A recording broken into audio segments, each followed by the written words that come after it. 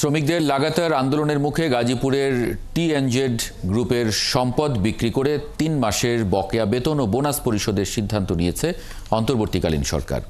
গেল 9 মে থেকে প্রতিষ্ঠানটির শ্রমিকরা বেতন ভাতার দাবিতে রাজপথে আন্দোলন করেছেন। মঙ্গলবার শ্রমিকরা বেতনের দাবিতে কাকরাইলে অবস্থান নেয়। সন্ধ্যায় শ্রমিক প্রতিনিধিদের সাথে কলকারখানা ও প্রতিষ্ঠান পরিদর্শন অধিদপ্তরের মহাপরিচালক জানান, কারখানা বিক্রি করে হলেও শ্রমিকদের পাওনা শোধ করা হবে। আরও জানাচ্ছেন সুমনা সুমি।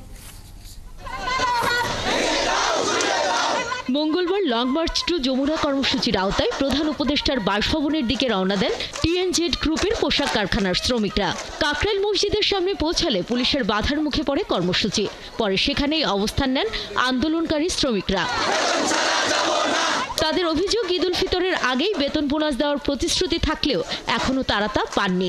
এর আগে কয়েকবার সরকারের বিভিন্ন দপ্তরের সঙ্গে বৈঠক করেও আশানুরূপ ফল মেলেনি। অনেক কষ্টে অনেক দুঃখে আমরা খেয়ে না খেয়ে শ্রম ভবনে আমরা পড়ে রয়েছি। পড়ে থাকার পরে আমাদের সাথে মালিক পক্ষ এবং শ্রম সচিব পক্ষ কোনো আইনের সংহতিতা থেকে আমাদের সমঝোতায় আসে নাই এবং আমাদের পাওনাদি পরিশোধ করাও হয় নাই। বেতনটা কোম্পানি দিচ্ছে না, সরকার কোনো ব্যবস্থা নিচ্ছে না। আমরা কলকারখানা, বিজিএমএ এবং শ্রম সচিবের সাথে মিটিং করেছি, কোনো সমাধান তারা দিতে পারে না। আমরা যমুনার সামনে আইছি, আমরা এনতে আমরা পাওনা দাও না, সম্পূর্ণ পাওনা দাও না, যতক্ষণ না বুঝা পাবো অতক্ষণ আমরা এনতে অবস্থান ছাড়বো না। 20 তারিখ আজকে হয়ে গেল, অথচ মালিক একটি টাকাও দিল না এবং মালিক পক্ষ এবং সরকার পক্ষ কোনো পক্ষই কার্যত আমাদের সাথে কোনো যোগাযোগ করলেন না। সন্ধ্যায় আন্দোলনরত শ্রমিকদের 8 সদস্যের একটি প্রতিনিধি দলের সঙ্গে বৈঠকে বসেন সরকারের বিভিন্ন দপ্তরের উচ্চপদস্থ কর্মকর্তারা।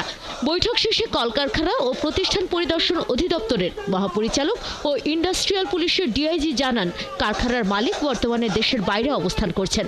তবে তার মালিকানাধীন সম্পত্তি বিক্রির মাধ্যমে শ্রমিকদের বকেয়া দ্রুত পরিশোধের উদ্যোগ নেওয়া হয়েছে।